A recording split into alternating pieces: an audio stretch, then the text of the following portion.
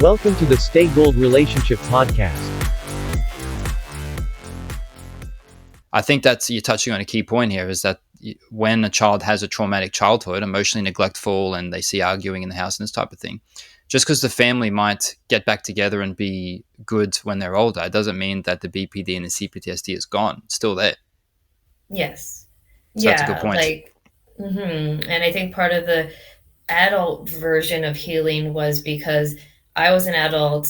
My mom's obviously an adult at that point too, and she's now, her guilt and shame of when she would be thinking about the child version of me is alleviated. So when I'm an adult, she sees that I'm a grown up. We can talk about grown up things, work and life and bills and all this stuff. It kind of takes away that pressure from her that this is my child that I've damaged.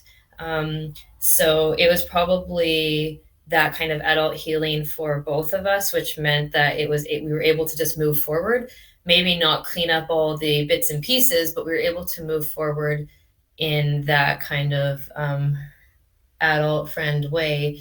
And if I were to bring up anything that she might feel guilty or shameful for, it wouldn't be received so well or be dismissed. So I did kind of also learn that it's still not a safe space to share my feelings or things that have happened to me, whether it was to her knowledge or not, because she can't handle that. And that's on an adult level to understand that when it comes to your parents.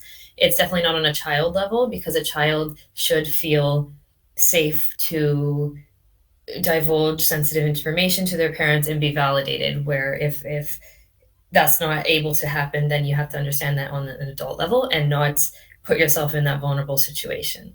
Yeah, and you're touching on a good point here also, is that BPD and CPTSD can certainly be caused by a childhood with good parents that are well-meaning and they are hardworking and they do mean well. But if they're emotionally and or physically unavailable for long periods of time, that can certainly cause, the BPD and the CPTSD personality archetype. Yeah, so you're right. It doesn't have to be ill intentions on behalf of the parents. It can just be that they're not in the right space themselves, mentally, emotionally, and so on, and able to actually tend to or be present or there for their children, physically or emotionally.